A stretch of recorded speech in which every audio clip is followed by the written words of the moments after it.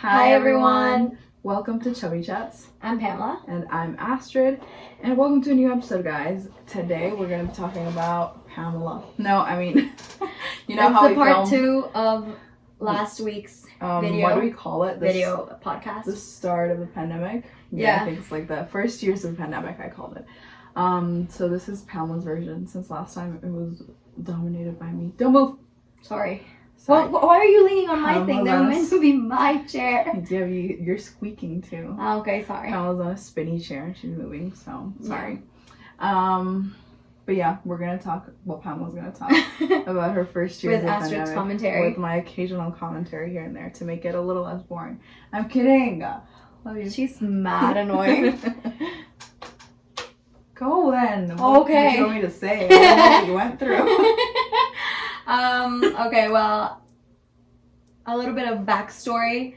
Before the pandemic started, just a little bit before, like literally a year before, I had started going to uni in the University of Groningen in the Netherlands.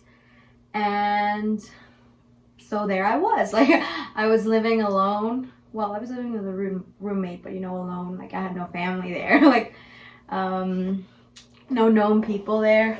The closest family friend we had was in Germany. Yeah, in Germany, but it wasn't even that close. I mean, I know Europe is a small place compared to Mexico. For those of you who do not know about geography, look it up because maps are not accurate. But she was a bit far. I think like 6-hour drive or something like that. It was pretty far. But the point is, I was there. I had just finished my first year of college. I was in the middle of my second one. When all of my knowledge of like COVID came to light was like way before Astrid, because apparently Astrid just felt it like way late.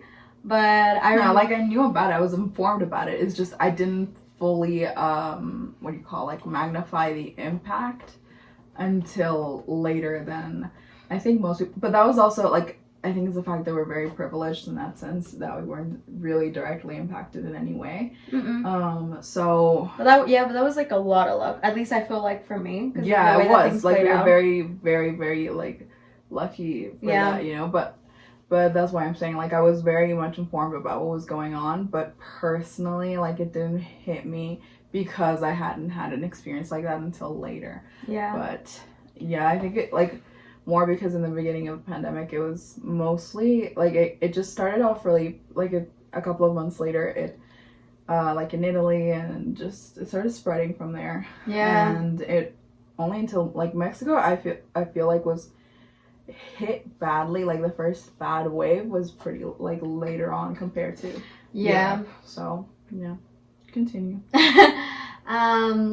Just for reference, also like okay, let me carry on and then I'll give you the reference. Because like I was gonna say something, but that's just it's in the wrong place. But yeah, like I was in Groningen. I was like 3 months away from finishing my second year, or something like that. I don't remember. March, April, May, June. Yeah, like 3 months away from finishing my second year, and I was not in exam season because I was studying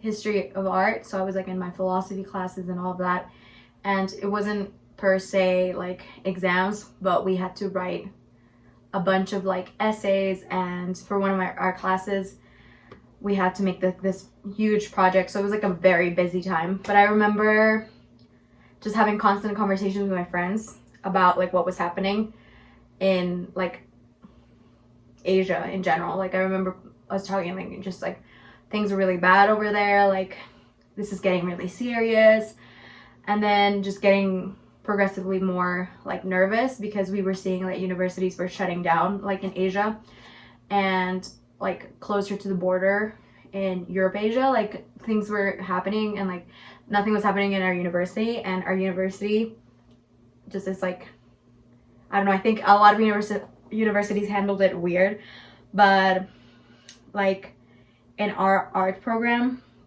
there was like a lot of outrage from a bunch of students who just didn't understand why like the university was not taking any actions, because a bunch of other universities in the world, like maybe not better, but like more recognized universities were like closing down and just like kind of sheltering their students, you know, and like our university just wasn't doing anything.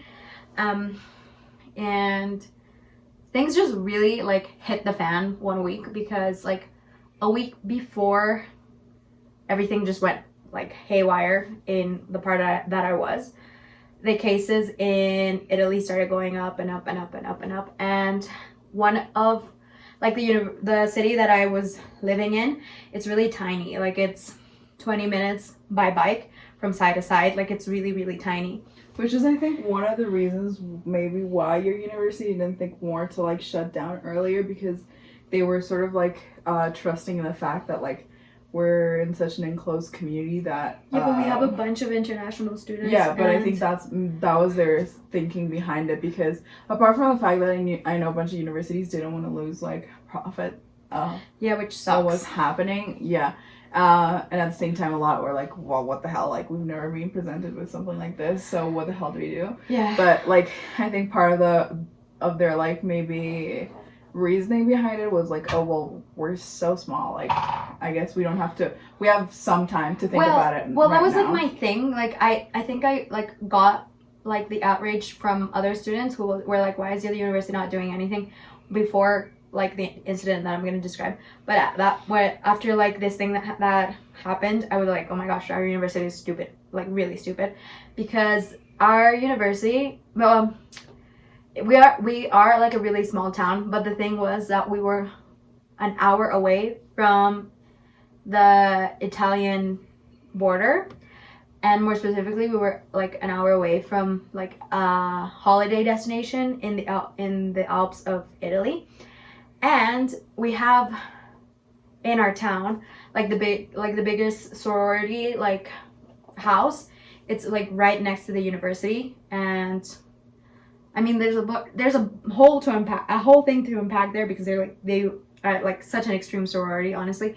But anyway, like the week that the cases started going up in Italy, a bus of like 2 buses, I think, of like students of the sorority were in Italy and were presenting symptoms, but the university only like, instead of doing anything practical, just went to pick them up and then took them back to the university. It was a plane, no, because this was in the news, by the way. Like, you can look it up. I think it was a group of 15 students in total, because this was in the news, so like I read of it and everything. But I think it was a plane load of like students, like very privileged, rich. Yeah, that's what I'm saying. Like the sorority was like insane. Honestly, they have a lot of like. So it was like this group of people that like flew to Italy and then flew back with. But at the same time, I'm not sure like what the border protocols were then. There weren't any border protocols. But there was like this call from the Italian doctors to make sure that anybody that had traveled, because of how things were in Italy, were locked up in their homes for 15 days minimum. And but our university dismissed. Yeah, but the university was like, do whatever you want, like we don't care. And the students like were just everywhere, and like it's not that I have anything against sorority students or anything, but I had like acquaintances from the sorority, and I just knew like odds are like maybe you didn't go to Italy, but the people that went to Italy are in the building that you're living in, and you're going to the same classes that I am. And I was just freaking out. And at that point, I remember like the bus came back like on a weekend or something, and the university was like, do whatever you want. So a bunch of the students were like going out. Like, it's the town that I was in was like a really intense party town, and it was weird because like I think at that point, like the ambience, like this, like the government had done nothing, and the university had done nothing, but all the students had this like YOLO moment, which was really weird, because I remember like a bunch of my friends being like, we're just gonna go out party and get drunk like for the last time before they close everything down in this city, because like the students came back and things that were probably gonna get really extreme. But then there was like the other part, like people like me who were like scared, because obviously like it was like a big deal, like the virus was out there, and like there were a lot of emails exchanged between students and administration especially our professors in our course, asking them to please cancel classes because things weren't looking good.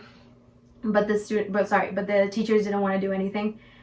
And me, like, I was like very hesitant to go to class. But I'm an international student and my parents are paying for that, so I was like, okay, I'm gonna go to class anyway. But I remember like that whole week after the bus people came back, like there were like 3 to 4 students, including myself, in each class. And it was so bizarre because like the students were just demanding the teachers cancel it and wanted everybody to skip class because... But also that's where like the spreads of like the like people who had COVID started spreading, you know? It was on the news because after they came back, like that's where like the numbers started increasing or even appearing in the town. Yeah, of the COVID cases and stuff, so. And it was like insane because like at the same time, like I was trying not to like lose my mind, but I remember everywhere in the Netherlands and just in the world, things started going like crazy that same week. Like the university, and it was like the movies, no one like things start shutting down, and you're like, exactly. At what point is stuff gonna start shutting down for like for your place? You know, because like in like the University of Cambridge like closed down and Oxford University closed down in the same week as all of that was happening, and I was like just looking at the news and hearing from my friends in England and just being like, oh my gosh, like those universities closed down and like they're bigger than this, and like the borders, and like the borders and all the countries were closing, and borders within like city borders within the Netherlands were closing down, and a bunch of my friends. And then the transport, like everything, like it was transport, buses, schools, and planes, and like which is different. Everything, like stores, grocery stores, and then there was the massive panic of like, let's just panic buy and let's buy food, and then stores. But that's like I feel like it was so much more. It felt different. I think like at least watching the news like on this side, like what was happening here in Mexico, than over there, because I feel like there people use public transportation all the time, like, you know, like, and just hearing like the metro's closed or the train is closed or whatever, like it's not going, I was like major panicking. And I remember calling mom and dad like constantly, just being like, things are happening, like things are closing down. And like, and the things that I feel like, at least for my parents, and just because of the same reason that I think for Mexico, not only were we not, and we still aren't being given like real numbers. No. We get like a minimum fraction of what the real like COVID cases are, and that was the truth for the beginning of COVID. And so honestly, for like people here in Mexico who don't take the time to like and they also like don't have the resources to be able to like maybe look outside of what's happening inside of Mexico, like things literally didn't look bad. So I remember like my parents just saying like, and my dad constantly watches the news, like he does like watch the news a lot and everything, but I think for the reason that like us physically here, we didn't experience it the way that they were having it over there. Like I just remember my parents, I mean, it was a panic over there because of all of Italy. Like it was insane. Like everybody was really scared. And here, honestly, people were really relaxed.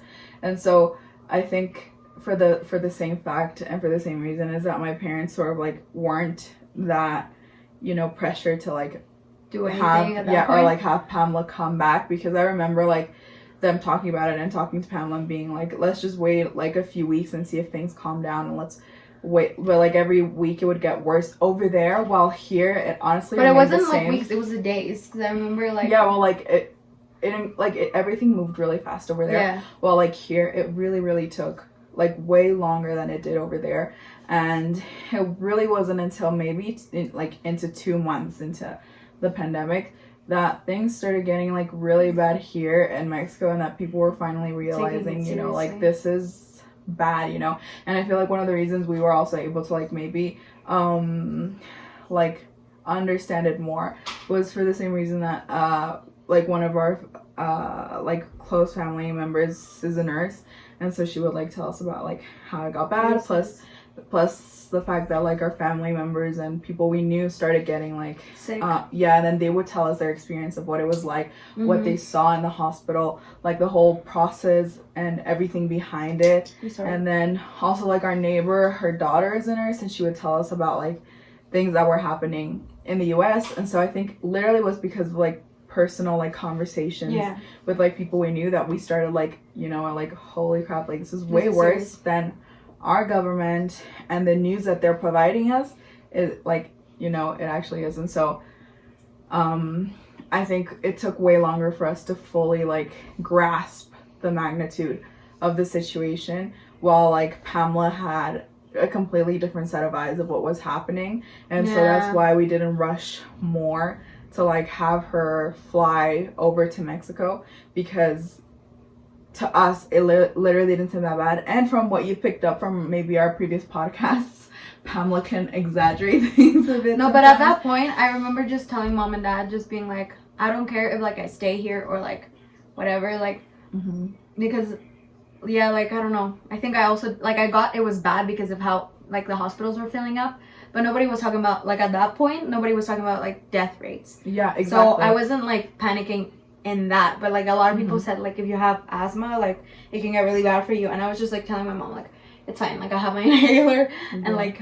But I think that's where the concern was more born for my parents, were like, okay, so maybe like she can remain like closed off and whatever, or she can take care of herself, but if she does get sick, like there's no one close by that could be able to help her. Plus the borders are closing, so even friends and family Can't like do family anything. friends that we have around wouldn't actually be able to go like see her. And her roommate was special, so no, I mean she just wouldn't have helped, like I think like she's just in her own thing, and you know like you know, everyone had their concerns or whatever. But yes, I think that's where like my parents were more like, okay, so we should do something about it, because if she does get sick by the rate things are going, then there's no way like us from here would be able to help her as much as we would want to fly over.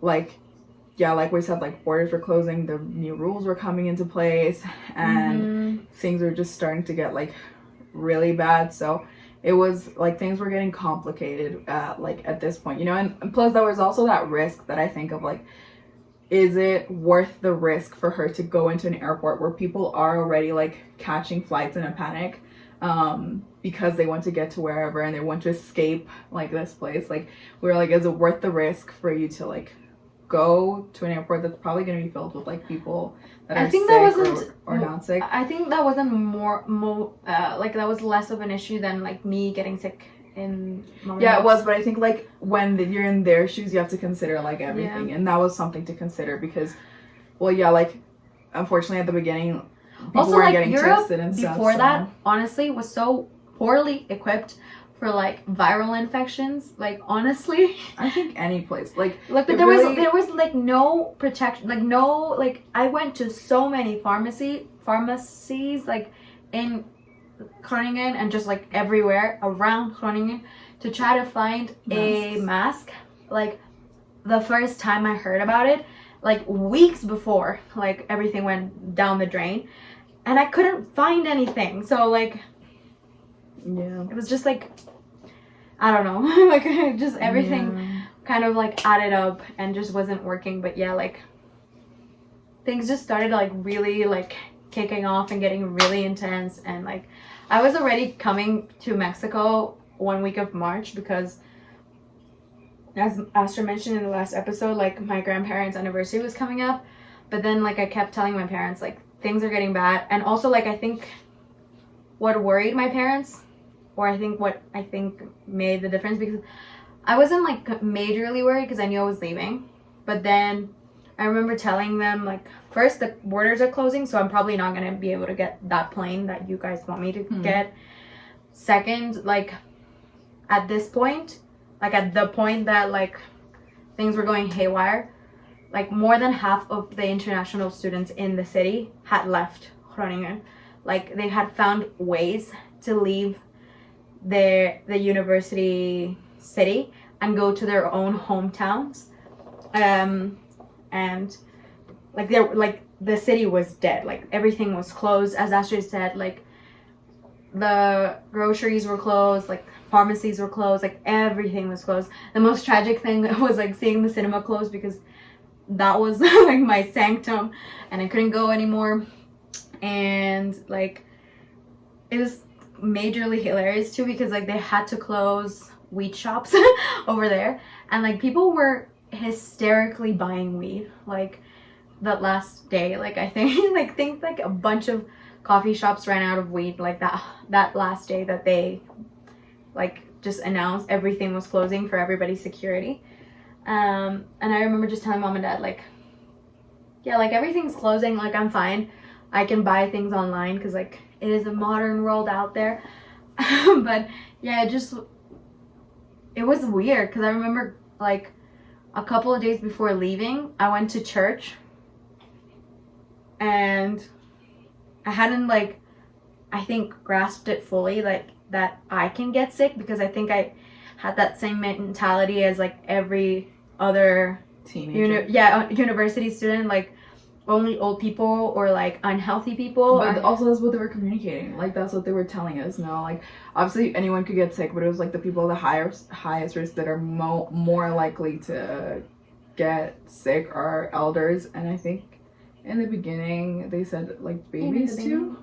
Yeah, I think so. And so it wasn't like, I feel like that was maybe the wrong thing to say at the beginning for like the seriousness of it and the youth. I feel like you're a teenager, you're going to university, you want invincible. to go out, exactly. So I feel like that just reassured, maybe not reassured, but like gave them more like, you know, motivation to like not want to like stay home. So our church, like a week before, had sent out this whole list of like do's and don'ts with the virus, and like a bunch of the don'ts were like, do not like hug your friends, don't like shake hands, don't like share food and all of that. And I remember just being like, okay, like this is so dumb.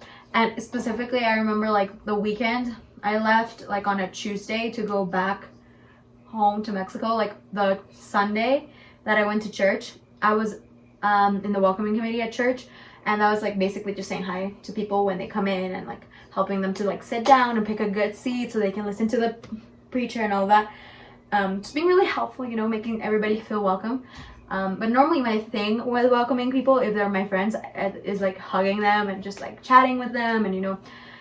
And I remember like one of my friends being like, we really shouldn't be hugging, like this is not good, like we could be just passing the virus around and stuff like that. And I just wasn't taking it seriously until the end of like the service, when we were like taking prayer requests and just like updating the congregation on all of that. And the pastor said, I don't remember if it was the pastor, but somebody said like we need to pray for one of our congregation members, because she's in the or she or he, I don't remember, but somebody was in the hospital because of the virus. And I was like, what?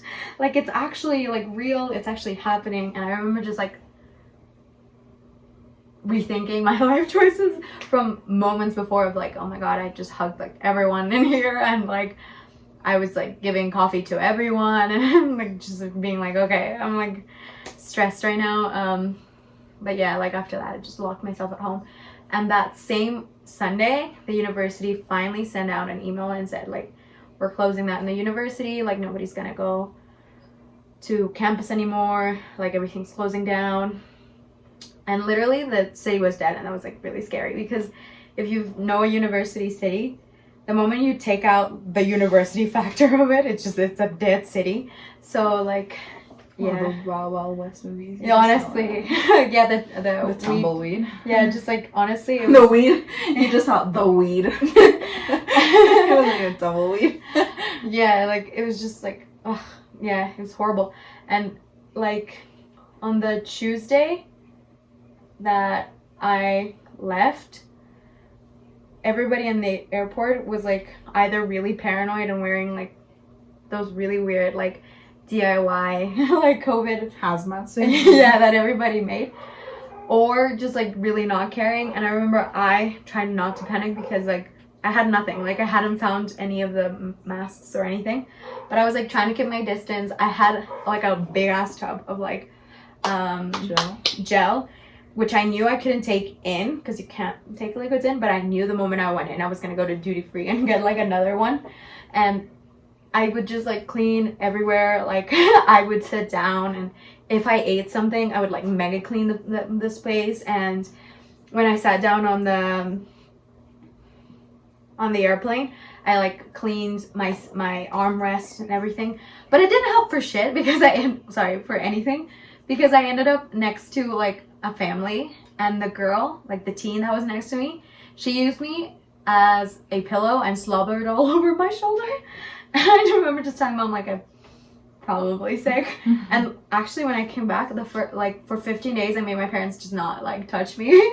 Yeah, it really didn't work, but, like, she kind of half-assed. I didn't half-ass. Like, I told them multiple times not to touch me. Well, yeah, but in the end of the day, like, you had to come down to, like, we weren't... Well, yeah. So, but, yeah, that was when, like, things...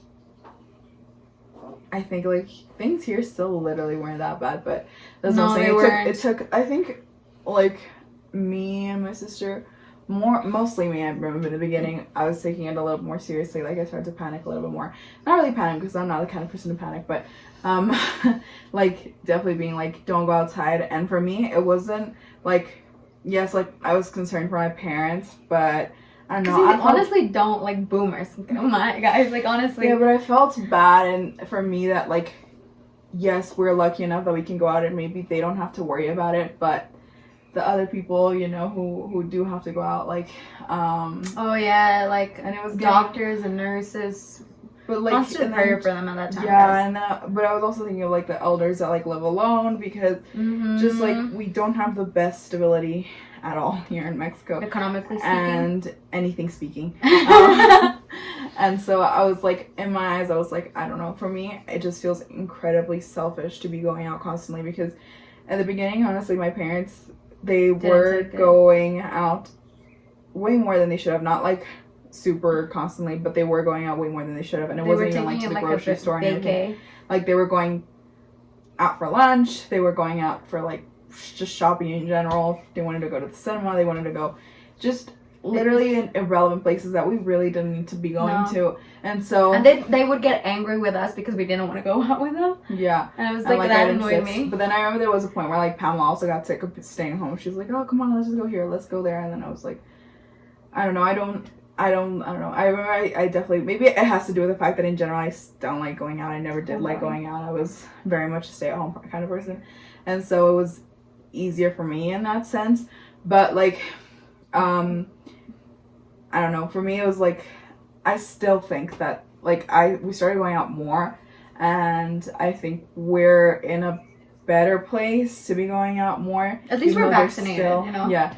Even though there's still, like, people getting sick and everything. And our government's doing a poor job of, but like, I think that for me, to finally be going out again, it took, for me, like, realizing, like, how just staying in was really impacting my mental health, and, like, having to, you know, just seeing your friends, or just literally taking a breath of fresh air, being somewhere else, because I got to a point where you were sick of being in your own room, sick of being with the same people. And for me, it, like, hit a lot, because I literally got into such a bad depression when I came back, because, like, I lived alone, and not just alone, I lived in a city where everything I did it in the open. Like, I don't know if you've ever been to the Netherlands, but, like, everything is, like, there's no malls. Like, everything you do is, like, outdoors, like, everything. And I remember just, like, going from that to here, just being like, oh, this sucks. Like, I'm so, like, claustrophobic all the time. Like, we can't do anything. Like, I totally got it. Like, I not got that it was for my safety. I got that, like, I couldn't go out. But it was, like, the fact that we were indoors all the time added to the fact that now I was, like, again, living with my parents, and, like, I couldn't go out whenever I wanted, and I couldn't do whatever I wanted whenever I wanted, and, like, it was, like, a lot. I just remember feeling like, oh my god, I feel like I've regressed in time, and, like, it just wasn't it. And yeah, like, I think the moment that I saw an opportunity to go out, I was like, yes, please, because I just really wasn't in a good place. I think like everyone in the pandemic we all like had a lot of self-discovery because we had a lot of time with ourselves. But for like me, it just wasn't it. Like it was like hit after hit, and like everyone went through a lot. Like I think we all went through our personal challenges. Yeah, and like a trauma, you know, like we all of us who lived in the pandemic had a really huge trauma to live through. Yeah, I think what was interesting is that how different it impacted like different ages, even genders, like different like hierarchy statuses. Like literally everyone was hit in a different way personally, which was like it's really interesting to talk about now, but at the beginning, like it was like mad scary. It literally felt like you were alone because you were locked with people, or maybe even alone, but at the same time, like you were dealing with your own personal like for crisis. Pamela, she's like she couldn't go to university and she had lost her freedom, and for me it was like she didn't do the graduation. Like, how am I gonna finish high school, my IB, and then like also I had finally broken some barriers with my social anxiety, and then crap, like now we're going back to being locked up. So like I think everyone dealt with their own thing, and that's what I'm saying. Like now, and priorities are different too, because I saw that like for you like finishing high school was really important, but for me I was like, yes, of course I have to finish uni, but like that was like very low in like my like priorities of things. Like first it was like, okay, our health, like first of all like our health, and then like our safety, and then also being like I need to like knowing myself, being like I need to be okay mentally because I feel like this is gonna be like really bad for me. And like the things that for me, I think like I definitely took that and I was like, okay, maybe like school seems minimal right now, but I think it was like a given, and it was like a fact that as much as it is impacting me right now and it's impacting everyone, like eventually people are gonna keep moving, and they're not gonna wait for you, and they're not gonna wait for you to be like okay to like finish high school or finish this or finish that. So I was like, I might as well keep up, and I might as well keep trying to do things, because otherwise like it's just gonna be like it's all gonna catch up to me, and it's gonna be worse. So like I think that was my thought behind it. I was like the world might feel like it's paused. It literally might feel like it kind of did feel like that. And I was like, it might feel like that, but at the same time, like in the background, things are still moving, and there's gonna be a point where like they're gonna put play, and it doesn't mean that you're gonna have the time to catch up with it too. So I was like, okay, so I'm just gonna try to keep going, even though I'm in a different setting or circumstance. You know, I don't know. But yeah, I think that was like my worry, that like, you know, was like as much as like things have changed and we're locked up, like I still have to keep going. Like I still have to finish high school, I still have to do my work, I still have to like keep doing what I was doing, just like in a different setting, and while dealing with something else now. So it was like crazy, but we got over it, and I think like now I can look back and see the good things that I was able to like that come out of it from that. But at the same time, I think it's like, don't ignore the fact that you went through something, that you went through a trauma, and that you had to deal with things, and that you did have like there and also were some like negatives that came from it too, you know. And but also like Astrid said, like we like it sounds like a lot that we went through, but in the eyes of like a bunch of other people, like it was minimal. Like honestly, my parents didn't lose their job, like my dad didn't lose his job, we didn't lose anybody that was like super close to our family, so we didn't like super feel it. We did lose family members and stuff, so we didn't like and family members got sick and stuff, but I think that was like in the end that all helped not only us but a lot of our close family members to like realize how much it was important for us to like stay safe and stay like don't take things for granted, and to like not forget that like even though you feel invincible, like it can't happen to you, like it still does. Like our aunt got sick, and for a while we thought like she wasn't going to get better. It was touch and go with her, guys. It was really scary. And so I think that was a process that maybe our family had to go through to understand that like this literally can happen to anyone. But at the same time, in the end of the day, thankfully and thank God, she was okay and she got over it. And our grandparents and our aunts our grandparents got sick twice. Like it was actually our aunt as well got sick twice. We actually don't know if we got sick. We think we did, but it like, didn't hit us with the vaccine, so it wasn't like that. And it was very like like it felt more like the flu than anything. So it honestly, Yeah. we got the better end of it. Yeah. Like considering everything, but at the same time, like this is not saying to anyone to like minimize what you felt and to minimize what you went through, because like a lot of people went through a lot, like getting fired, like having to move back in with your parents. So like don't diminish your efforts and what you went through, because that's still what happened to you, and you still have to pain is pain, and you know. Yeah, but like I think we were in a good place. I think mentally, like I was able to get through to a much better place mentally than whatever, you know. We'll never know what could have happened if we didn't have COVID, but it still doesn't exist, so there's no point in thinking about it. Yeah, but I mean, slowly we're over it, like right now. I'm like hoping, like honestly, I'm hoping a lot of good change comes with whatever the new world's gonna be like, because I feel like a lot of like mental health improvements have happened since the pandemic started. Like we were already on that route, but I think it really pushed through. And like I think it would be great in the future if we started talking more, you know, openly about that. And I think it would be so good, like if our generation kept that up and our kids could like just be honest and express like that. Yeah, but yeah, I think that's it. Just, I mean, one last thing to add is that I think it's also important to remember that like COVID isn't over. Like some countries, well, in some countries it's not, because no, some countries are better than others, but it really isn't like fully over. You know, every once in a while you get a spike. Yeah, a rebrote.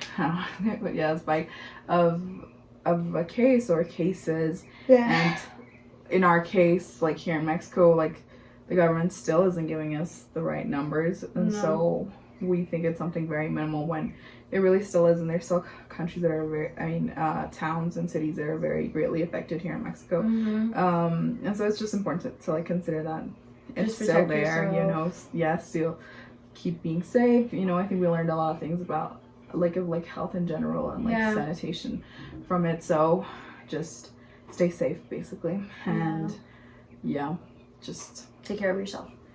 That's it. I hope you guys enjoyed. Yeah, let us know what your experience was like as well. If you want to message us on Instagram, my Instagram is at Astrid Moreno with a double I. And then on TikTok, we're at Chubby Chats or at Astrid_Moreno F1 with a double I as well. And you can find me on YouTube, Pamela Moira, Moera. Or comment on our YouTube as well, Chubby Chats. Yeah. And then you can tell us how your experience was like, or if you want us to talk about anything else, you can let us know. And I hope you guys enjoyed it. And the next episode's gonna be about Formula One. So if you're a Formula One fan, you should join us. We're gonna talk about the British Turn on the notifications so that you can be notified when it drops. So anyways, have a happy race weekend again, guys. Amazing. It's incredible. And we'll see you guys later. Bye. Bye.